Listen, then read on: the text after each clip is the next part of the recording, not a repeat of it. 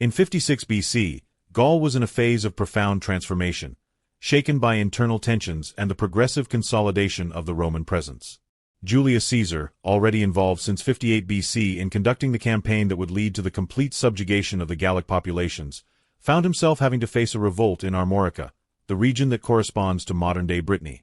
The immediate cause of this new conflict was the hostile attitude of the Venetians, a maritime population that dominated the trade routes along the North Atlantic and boasted economic relations with the British Isles. The main sources for the reconstruction of these events are Caesar's Commentarii de Bello Gallico, in particular the third book, which describes in great detail the origin of the rebellion and the conduct of the operations. However, like any document written by the protagonist himself, it is necessary to interpret the opinions and numerical data reported with caution, because they are affected by the political and propaganda purpose of the work. Caesar claims that the spark of the revolt arose from the arrest of Roman envoys by the Venetians, an act that the Romans considered a serious act of defiance and a violation of the law of nations. The Venetians did not act alone, but were followed by other Armorican tribes, such as the Ossismi, the Anelli and the Lexovi, who saw the Roman presence as a danger to their autonomy and control of the trade routes. The geographical location of the region made rapid intervention difficult. The rugged coastline, tides and variable weather conditions constituted an obstacle to land and sea operations. Furthermore, the naval supremacy of the Venetians represented an absolute novelty for Rome, which until then had not had to face adversaries with such marked maritime experience in the Gallic context. For Caesar, the Armorican revolt was not only a military issue, but also a political one. In that year the triumvirate with Pompey and Crassus was still in force, and the proconsul needed tangible results to consolidate his position in Rome. After the victories against the Helvetii and against Ariovistus, the new insurrection represented a risk. A failure would have given the impression that Roman domination in Gaul was fragile, while a success would have strengthened the image of the commander as a guarantor of order and Roman supremacy. The stakes were therefore twofold. On the one hand, the control of the territory and the Atlantic routes, on the other the personal political prestige of Caesar. Modern historians underline how the Venetians had a solid fleet suitable for Atlantic waters. Their ships were built with strong keels, had high sides and leather sails that resisted the wind better than the linen sails used by the Romans. This technical superiority forces Caesar to face a new problem: the absence of an expert navy. Precisely for this reason he entrusts Decimus Brutus, one of his most trusted legates, with the task of organizing and leading the fleet. It was a risky experiment, since the Romans, although excelling in the art of land warfare, did not boast the same naval tradition as the Carthaginians or the Greeks. Caesar, in the third book of the Commentarii, underlines how Roman ingenuity had adapted to the circumstances, developing techniques to neutralize the greater maneuverability of the enemies. The modern interpretation highlights an interesting aspect. The Venetians probably counted on the fact that the difficulties of the operational theater would discourage or delay a massive intervention by the Romans. The rugged coastline, easily defensible ports, and the ability to move quickly by sea made their defensive position favorable. Furthermore, their knowledge of tides and winds was a tactical advantage that could create enormous difficulties for outsiders. Caesar himself admits the complexity of the operations and describes the obstinacy of the Venetians as a danger that could not be underestimated. The conflict of 56 BC should not be interpreted only as a clash between Rome and a rebel tribe, but as the attempt of a region to defend its identity and its commercial networks from the interference of a foreign power. More recent Gallic historians have underlined how the revolt was also a reaction to the progressive erosion of the political autonomy of the coastal populations, already subjected to the growing fiscal and military pressure of the legions. For the Romans, however, it was a matter of reiterating the principle according to which no tribe could escape the bond of the alliance or betray loyalty after having accepted relations with Rome. From a military point of view, the Armorican campaign represents a test for the adaptability of the legions. Sources report that Caesar divided his army into several columns, sending part of the legions to occupy the internal territory and prevent supplies to the Venetians by land, while Decimus Brutus' new fleet prepared to face the enemy at sea. This strategy demonstrates the Roman ability to conduct coordinated operations on multiple fronts, a characteristic that often proved decisive in the Gallic Wars. In the introduction to this episode of the war, it therefore appears clear that the naval Battle of Morbihan is not just a limited military episode, but a key moment of the entire campaign. Victory or defeat in that context did not exclusively concern the survival of a tribe, but the control of trade routes and the recognition of Roman power. Caesar, with his usual rhetorical skill in his Commentarii, presents the campaign as a demonstration of the Romans' ability to dominate even in a field that was new to them, the naval one, and at the same time justifies the harshness of the punishments inflicted on the Venetians as necessary to set an example for all the other Gallic populations. The introduction to this theme, therefore, must highlight three fundamental aspects: the political and military context of Gaul in 56 BC, the nature and motivations of the Armorican revolt, and the importance of the naval confrontation as a symbol of Roman versatility and determination. The battle that will follow will not only be the result of a clash between two unequal powers, but the result of a meeting between different military traditions, in which Roman discipline and ingenuity will find themselves competing with the maritime experience and resilience of the populations of Armorica. In 56 BC, when the Armorican revolt exploded, Gaul found itself in an extremely complex political and military situation. Caesar, who since 58 BC had been appointed proconsul of the provinces of Cisalpine Gaul, Illyricum and Narbonensis Gaul, had already faced and repelled significant threats: the Helvetii, who had attempted to cross Roman territory, and Ariovistus, the Swabian king, who had tried to consolidate the Germanic presence beyond the Rhine. These victories, celebrated with emphasis in the first book of the Commentarii de Bello Gallico, had strengthened the prestige of the commander and had given him allowed to establish a more solid control over central Gaul. However, they had not completely eliminated the discontent of the local populations, nor had they erased the profound differences that characterized the various Gallic regions. Gaul was in fact a mosaic of tribes and confederations, often in conflict with each other, without a unitary political structure. This fragmentation, on the one hand, was an advantage for Caesar, who could ally himself with some populations against others. On the other hand, it generated continuous revolts, as the tribes who felt threatened by the growing Roman interference tried to defend their autonomy. Armorica, corresponding to present-day Brittany, was a peculiar region compared to the rest of Gaul. The tribes that lived there, such as the Veneti, the Ossismi, the Lexovi and the Anelli, had developed a distinct identity, linked not so much to the dominion of the internal lands but to the control of the sea routes along the Atlantic coast. Trade with the British Isles constituted an important source of wealth and prestige, and guaranteed these populations a degree of independence that could hardly be reconciled with the growing Roman pressure. The Venetians, in particular, enjoyed a prominent position. Their cities were located on easily defensible headlands, accessible only through narrow passages or at low tide, and their fleets were known for their robustness and efficiency. Caesar himself, in the third book of the Commentarii, underlines how the Venetian ships were built in a radically different way from the Roman ones, with robust keels, high sides and leather sails, characteristics that made them suitable for resisting the winds and storms of the North Atlantic. This technical superiority represented an unprecedented problem for the Romans, accustomed to fighting land battles or, at most, to employing light fleets in the Mediterranean. From the Roman perspective, the Armorican revolt was a direct and serious act of defiance. The Venetians had arrested some Roman envoys, a gesture that Caesar in his Commentarii defines not only as a personal affront, but as a violation of the law of nations. In an ancient world in which diplomacy was guaranteed by customs recognized by all peoples, the arrest and detention of ambassadors represented a particularly heinous crime. Caesar uses this episode to justify the campaign against the Venetians, presenting it as a necessary and legitimate punishment. It is clear, however, that the deeper reasons were of a political and economic nature: the control of the sea routes, the desire to break up a center of resistance that could inspire other tribes, and the need to consolidate Roman authority over the whole of Gaul. Caesar himself suggests that the revolt was not limited to the Venetians, but had involved a broad Armorican front, demonstrating how the opposition to Rome was still alive and rooted in several parts of the territory. Caesar's description, however, must be read with caution. His work is both a military chronicle and a means of political propaganda, intended to strengthen his position in Rome.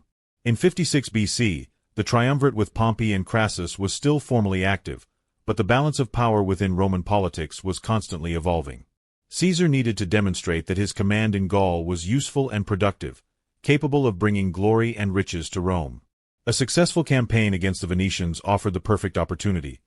It was an unusual enemy, with naval power that gave the conflict an exceptional character, and its defeat could be presented as evidence of Roman ingenuity and superiority in any field of warfare.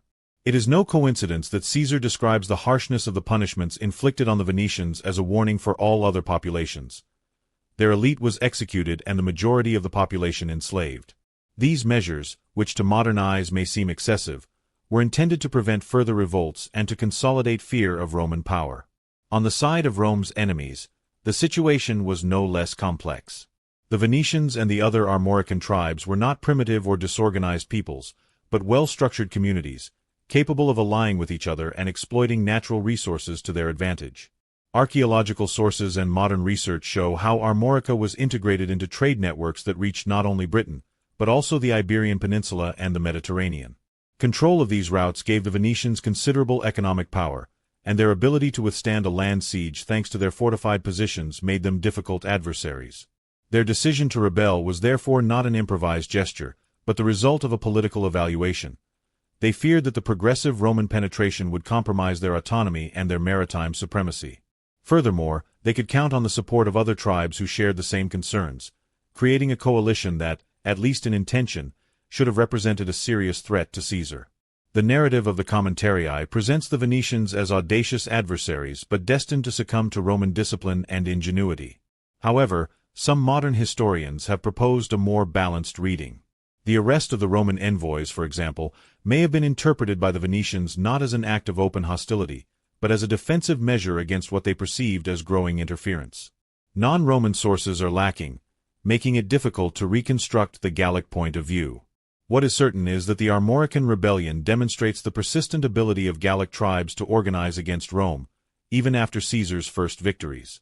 The speed with which the revolt spread to other coastal populations testifies to the fragility of Roman control in those regions, far from the main communication routes and more difficult to continuously monitor. The state of the campaign in Gaul in 56 BC was therefore characterized by an evident contradiction. On the one hand, Caesar could boast important victories and a growing network of alliances with many tribes. On the other, he had to face outbreaks of resistance that risked undermining the illusion of consolidated dominion. The Armorican revolt was not a marginal episode, but the signal that the pacification of Gaul was far from complete. For the Romans, the enemy was not only military but also cultural and economic. These were peoples who did not want to give up their autonomy and who had the resources to oppose, at least temporarily, the Romanization process. The situation of Rome's enemies at that time therefore reflected an unstable balance. The Venetians and other Armorican tribes could count on robust fleets, safe ports, and local alliances, but they lacked a centralized command and a unified strategy. This structural weakness would emerge clearly during the campaign, when the Gallic forces were unable to coordinate effectively against the Romans. However, their initial resistance and ability to inflict hardship on Caesar shows that the conflict was by no means a foregone conclusion. To assert its dominion, Rome had to adapt and innovate, building a fleet from scratch and experimenting with new tactics. The state of the Roman army in 56 BC represented a balance between consolidated tradition and ability to adapt. Caesar, having become proconsul, had a military apparatus that had already distinguished itself in previous years against enemies with different tactics and resources. The Roman legions were not just combat units, but true engineering and logistics tools, capable of moving over difficult territories and building fortifications, roads and bridges with surprising speed. Their internal structure, regulated by iron discipline and a well-defined hierarchy, was the heart of Rome's military strength. In the third book of the Commentarii, Caesar himself underlines how the legions not only fought, but also prepared the ground for future operations, showing the flexibility that allowed the Romans to face new situations such as the naval battles in Armorica. The standard organization of a legion included around 5,000 men, divided into cohorts and maniples, each led by expert centurions. The soldiers were equipped with the gladius, the pilum and the rectangular shield, tools that favored close combat and tactical cohesion. The Roman legion was designed for dry and compact terrain, for frontal clashes against organized infantry or less disciplined cavalry, but under Caesar's leadership it demonstrated an extraordinary ability to adapt to different contexts, such as the marshes of Gaul or the Breton coasts. The campaign against the Venetians highlighted the need for significant innovation. The Romans had no direct experience in maritime warfare in that area and did not have adequate fleets to counter the technical superiority of the Gallic ships. Caesar entrusted the naval command to Decimo Brutus, a young legate who stood out for his ability to learn and experiment with new solutions. According to the story of the Commentarii, Roman ships were built with different criteria than the Mediterranean ones. Lighter, equipped with oars that allowed maneuvers independent of the wind, and adapted to the less predictable waters of the Atlantic. This logistical effort demonstrates the flexibility of the Roman army, which did not limit itself to replicating already tested patterns, but sought to exploit its strengths, such as discipline and organizational capacity, to fill gaps in less familiar fields. The discipline of the legions was a decisive element. Each soldier was bound by solemn oaths and a strict chain of command. Punishments for disobedience could be severe, up to decimation in the most serious cases, while rewards for valor and loyalty created a strong bond between the commander and the soldiers. Caesar had perfected the art of maintaining the loyalty of his troops, not only through material rewards, such as spoils or lands, but also through the ability to share difficulties. In the Commentarii, he often describes how he participated in the marches and endured the hardships like his men, thus strengthening mutual trust. This personal dimension of leadership, although filtered through his pen, is confirmed by other indirect sources and constitutes one of the main reasons for the cohesion of his army. Another crucial point in the state of the Roman army in 56 BC was logistics. The legions were not only fighting forces, but also mobile communities, accompanied by merchants, slaves, servants, and non-combatant personnel. The organization of supplies, the transport of grain, the construction of warehouses and mobile depots were essential aspects that guaranteed the continuity of operations. Caesar, in the third book, highlights how the siege of the Armorican cities required careful planning of supplies, since the hostile terrain and the difficulty of communications made it more complicated to find resources locally. The support of neighboring Roman provinces, such as Narbonense, was essential to keep the army efficient. Over the centuries, the Roman apparatus had perfected a supply system which, although not without problems, was superior to the ability of the Gallic tribes to maintain regular armies for long periods. From a technical point of view, the innovations introduced to face the Venetian fleet show how much the state of the army was capable of evolving. Caesar recounts the use of hooks and sickles mounted on Roman ships to hook and cut the sails of enemies, depriving them of their main resource, the maneuverability guaranteed by the wind. This invention was not the result of chance, but of the combination of ingenuity and observation, elements that characterized the Roman method. The superiority of the Venetians at sea could not be cancelled out with conventional weapons alone, and the Roman army was able to transform a point of weakness into an opportunity, demonstrating that discipline and technical creativity could compensate for inexperience. In addition to the maritime component, the state of the Roman army in 56 BC must also be evaluated in terms of accumulated experience.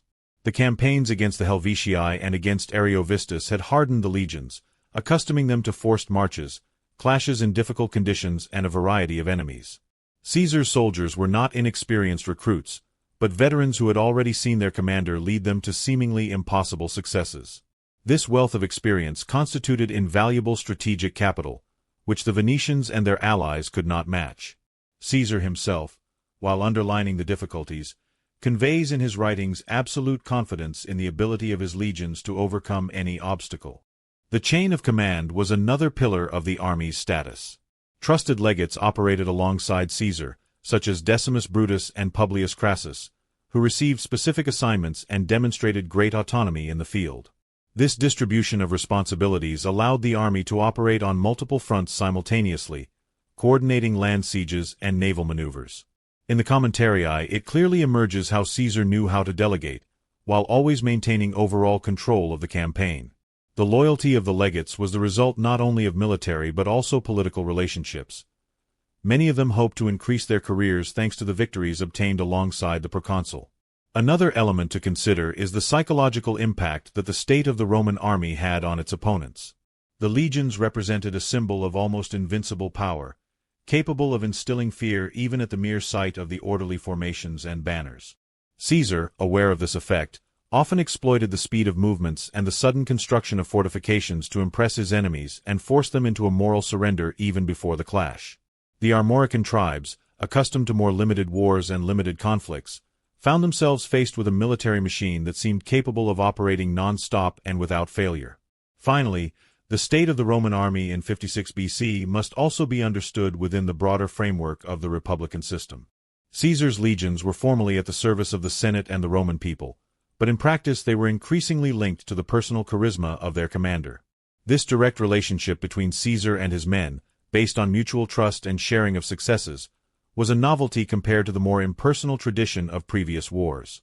The Gallic campaigns were transforming the Roman army from an instrument of the Republic to an instrument of an ambitious general, a process that would have profound consequences in the following decades. In 56 BC, this transformation was still underway, but already evident in the unconditional loyalty that the soldiers demonstrated towards Caesar. The state of the Roman army, therefore, presented itself as a complex, disciplined and versatile apparatus, capable of facing the most unexpected challenges. Its strength lay not just in weapons or tactics, but in the combination of logistics, engineering, discipline, innovation and leadership. This combination allowed Caesar to face the Armorican revolt with a confidence that, while not without risks, proved to be well-founded. When the Armorican revolt clearly manifested itself in 56 BC, Caesar understood that it was not a marginal episode but a conflict that required a complex approach, capable of combining rapid decision-making and careful preparation.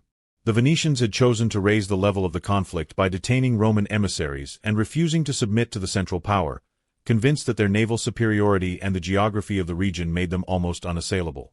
The cities of the Venetians, in fact, stood on headlands and peninsulas surrounded by the tides, with access that could be easily controlled thanks to mobile bridges or narrow passages that were covered by water during high tide. This natural conformation, described in the third book of the Commentarii de Bello Gallico, forced the Romans to conceive new forms of siege and to carefully evaluate the times and methods of operations. Caesar knew well that a traditional siege would be in vain. The nature of the territory made the land blockade ineffective, since the inhabitants could receive supplies and reinforcements from the sea.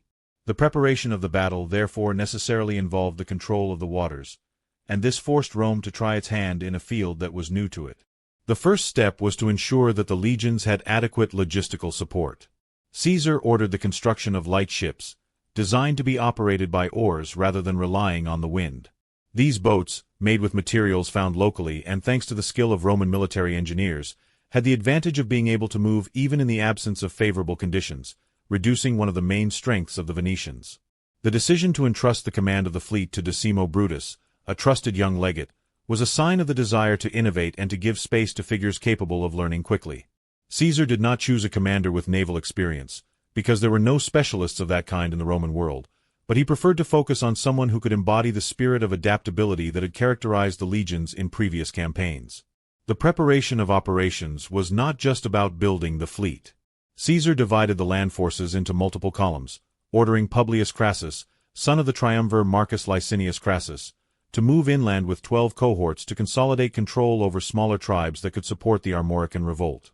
This maneuver had a dual objective: to prevent the Venetians from receiving reinforcements by land and at the same time to spread a clear message to the still undecided Gallic populations, showing that Rome did not allow itself to be blocked by geographical difficulties and that it could project its strength simultaneously on different fronts. The ability to operate in multiple theaters was an integral part of the preparation and reinforced the impression of a relentless military machine. On a political level, the campaign was justified through arguments that Caesar took up in the Commentarii. The arrest of the Roman emissaries was not presented only as a personal affront, but as a violation of the norms shared in the ancient world on respect for envoys.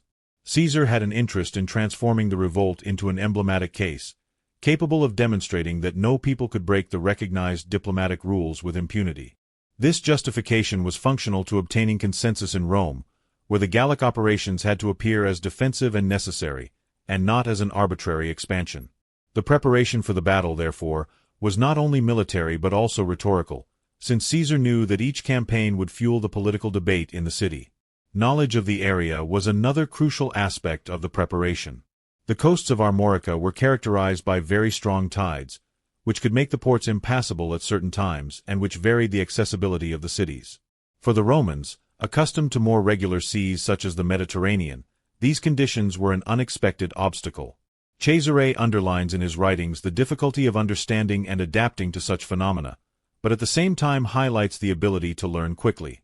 The construction of mobile towers and siege engines was designed to take into account changes in sea levels as the fleet prepared to maneuver in unfamiliar waters. This adaptation process is one of the distinctive features of Roman preparation, which did not limit itself to replicating already tested schemes, but adapted them to the specific context. A further element of the preparation was intelligence work. The Romans often had the habit of gathering information through explorers, deserters, or allied populations. It is likely that even in Armorica Caesar had tried to exploit internal divisions, since Gallic tribes rarely acted in perfect harmony. The Venetians enjoyed prestige, but were unable to impose a unified command over the entire region, and this was a weakness that Caesar could exploit. The presence of less powerful tribes who preferred to come to an agreement with Rome rather than risk being overwhelmed by repression was a factor that strengthened the Roman position. The Commentarii do not offer many details on the local negotiations, but modern historians find it plausible that parallel diplomacy accompanied military preparation, reducing the number of adversaries to be faced simultaneously. From a technical point of view, the Romans experimented with new weapons for use at sea.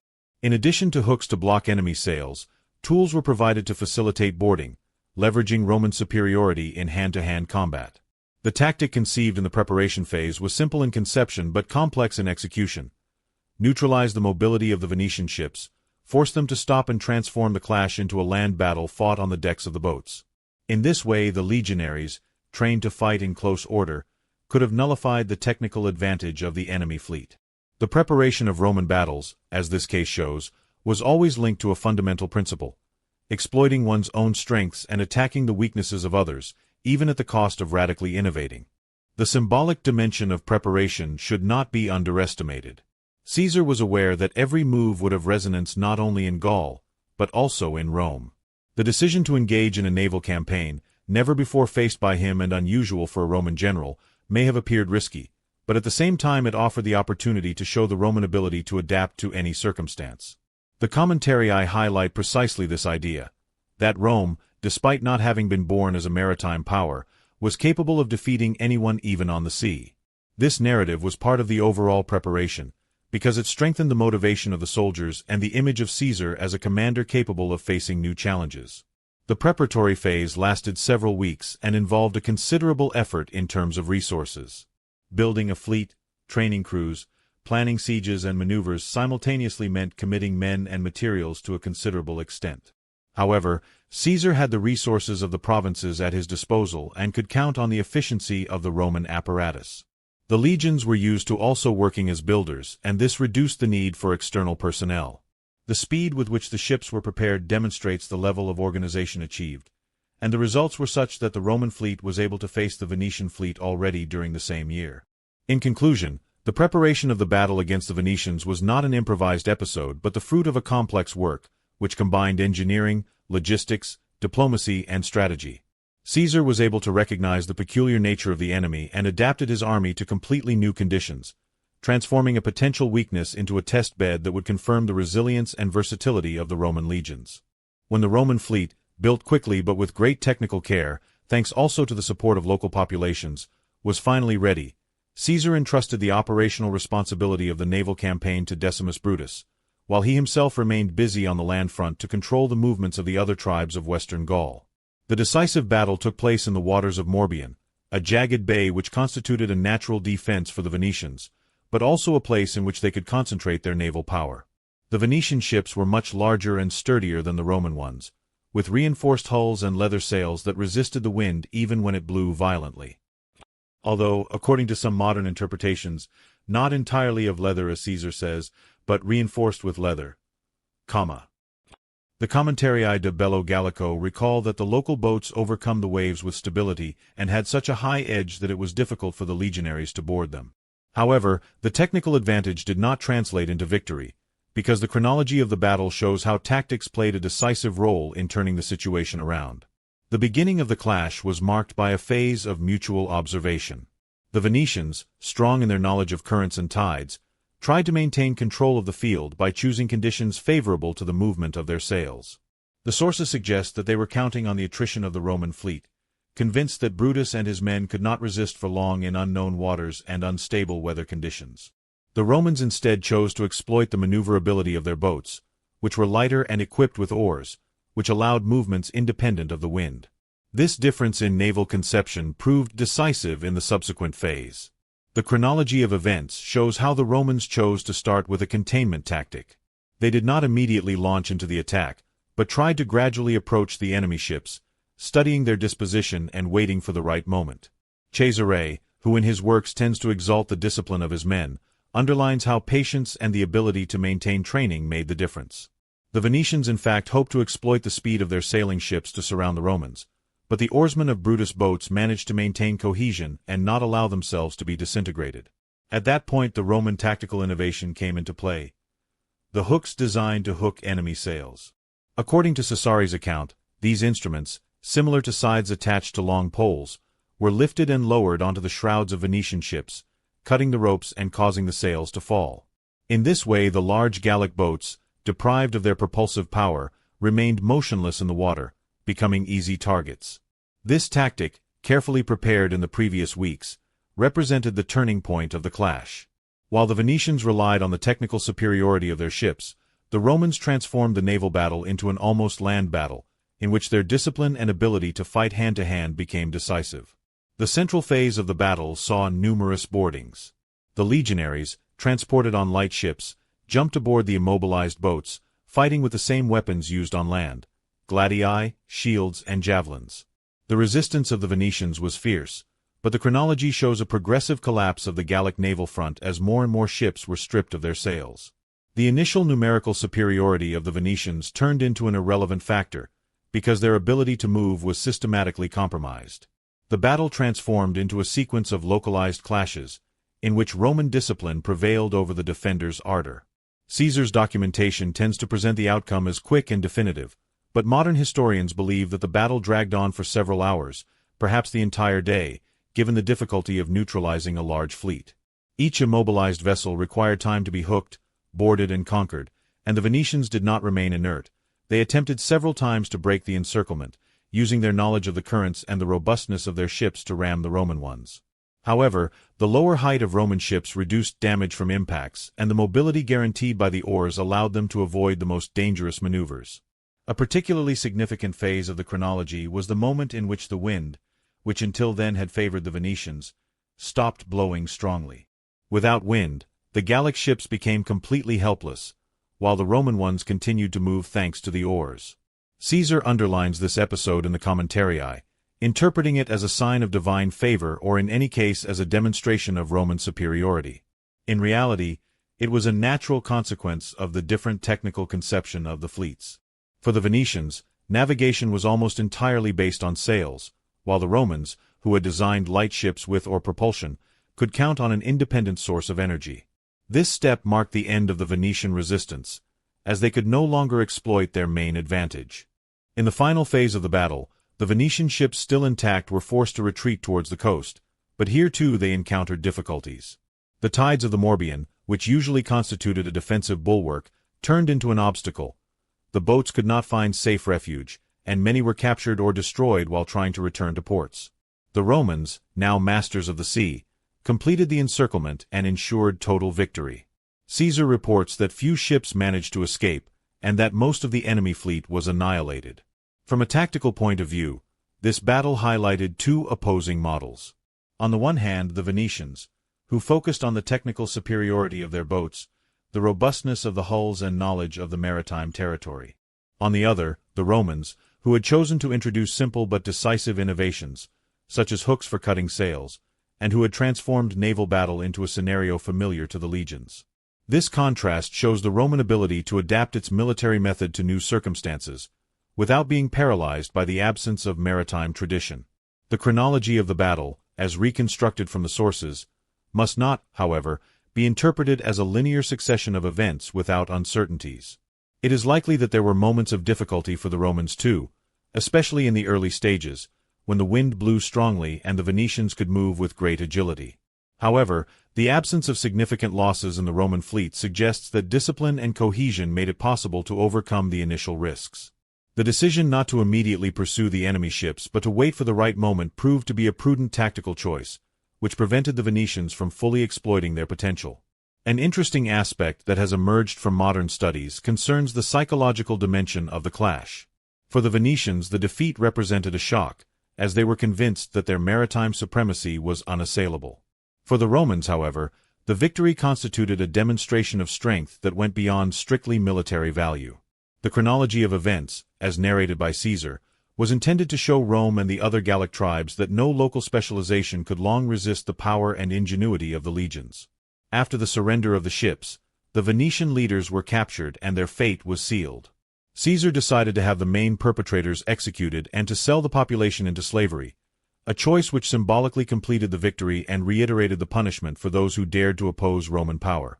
The Battle of Morbihan therefore ended not only with the destruction of a fleet, but with the political and social annihilation of an entire community. The victory won by Caesar and his legate Decimus Brutus in the naval Battle of Morbihan in 56 BC represented a turning point not only for the campaign in Gaul, but for the very perception of Roman power inside and outside the borders. The epilogue of that story was characterized by the harshness of the repression and the desire to give an unequivocal message to the Gallic populations. The Venetians, who had deluded themselves that they could challenge Rome by relying on the strength of their ships and the geographical position that protected them from land attacks, suddenly found themselves deprived of their defense tools. The leaders of the revolt were executed, while the population was reduced to slavery, as attested by the Commentarii de Bello Gallico. This choice was not casual nor the result of temporary excess, but was part of a long-term strategy with which Caesar intended to consolidate the idea of inevitable and absolute Roman domination. The reasons for the Roman victory were multiple and intertwined with each other. On a technical level, the ability to transform a naval clash into a series of landboardings proved to be the decisive key. The legionaries were trained to fight in close order and could make the most of discipline, while the Venetians, although skilled navigators, had not developed a tactic that provided for direct contact in conditions of unfavorable numerical balance. The hooks used by the Romans to cut the enemy sails cancelled out the main technical advantage of the Armorican fleet in just a few moves. Without the ability to maneuver freely, the large Gallic vessels became easy prey. Another determining element was logistics. Caesar had arranged not only the construction of the fleet, but also a land support network that prevented the Venetians from receiving reinforcements from other tribes. Publius Crassus, with his 12 cohorts, had already neutralized part of the neighboring populations, isolating the rebel front. This combination of land and sea control progressively reduced the Venetians' ability to resist for long.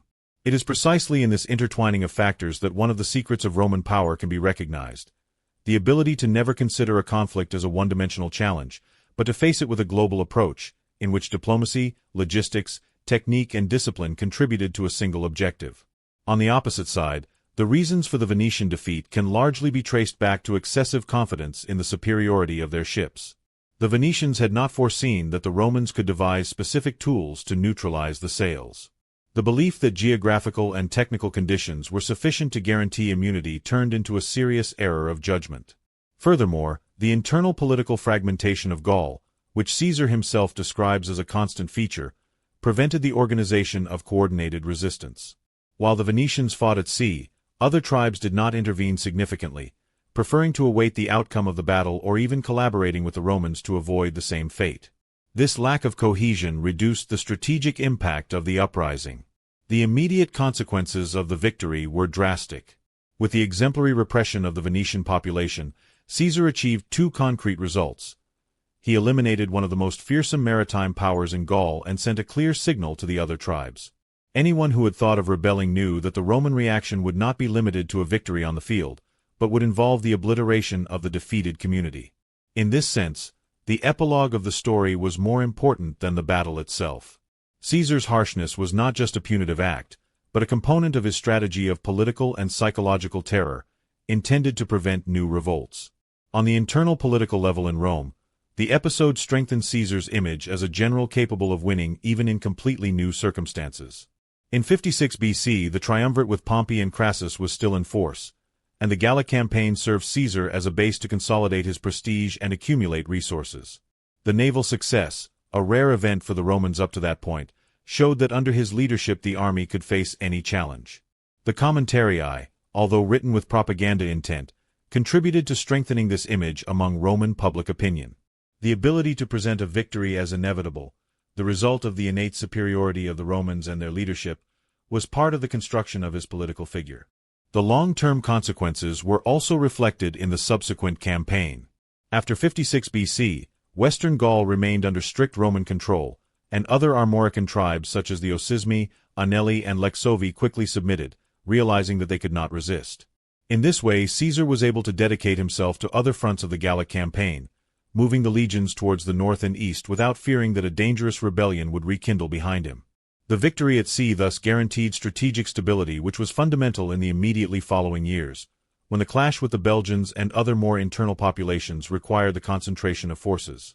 Modern historians have often debated whether the harshness of the repression was justified or whether it was an excess of violence. Some interpret the annihilation of the Venetians as an example of gratuitous cruelty, aimed only at strengthening Caesar's personal position. Others, however, underline that in a context of war and rebellion, exemplary punishment was part of the common practices of the time and served to consolidate a fragile dominion. In any case, the epilogue of the story cannot be understood except within the political and military logic of the 1st century BC, in which deterrence through terror was considered a legitimate instrument of government. The Morbihan episode also contributed to changing the perception of Rome's role in the Atlantic world. Until that moment, the Romans had never had a direct interest in the regions facing the ocean. The victory against the Venetians showed that even those areas could be integrated into the orbit of Roman power and that no geographical space was outside the reach of the legions. Caesarian propaganda underlined precisely this aspect. The idea that Rome was able to dominate not only on land, but also on the seas, including those that until a few years earlier were considered distant and difficult to reach. Another effect of the victory was the acceleration of the Romanization processes. The subjugation of the Armorican tribes was not limited to a military act, but paved the way for the introduction of new forms of administration, the payment of tributes, and the inclusion of local elites in the political structures created by Rome. The initial violence was followed by a phase of integration, during which the subjugated leaders could obtain privileges and advantages by collaborating with the Roman governors. In this way, Gaul was gradually transformed from a collection of autonomous and often conflicting communities to a region controlled by a centralized power. The cultural consequences were less visible immediately, but in the long term they contributed to changing the physiognomy of the region. The inclusion of the Armorican populations in the Roman orbit led to the spread of Latin, the construction of infrastructures, and the adoption of economic models linked to the Mediterranean market. Caesar's victory was therefore not just a military act, but a decisive step towards the integration of hitherto marginal areas into the economy and culture of the Roman world. There are many conclusions that can be drawn from this story. Firstly, the Battle of Morbihan demonstrated that Rome's power did not derive solely from accumulated experience, but from the ability to quickly adapt to new contexts. The victory would not have been possible without the tactical innovation of the hooks, and without the transformation of a naval battle into a series of land battles. Secondly, the defeat of the Venetians highlighted the limits of local resistance, incapable of coordinating effectively against an opponent with a broader strategic vision. Finally, the political and cultural consequences of the victory contributed to consolidating Roman rule in Gaul and strengthening Caesar's figure as a military and political leader. The epilogue of this story, with the destruction of the Venetians and the subjugation of the other Armorican tribes, not only represents a page of the Gallic campaign, but an emblematic moment of the expansionist logic of Rome in the 1st century BC. The harshness of the punishment inflicted, the speed with which the victory was exploited politically, and the transformations that followed show how the conquest was never an end in itself, but a means to consolidate a system of power destined to last. The Battle of Morbihan thus remains an example of the Roman ability to combine military force, political pragmatism, and propaganda, creating the basis for a domination that would mark the history of Europe for centuries.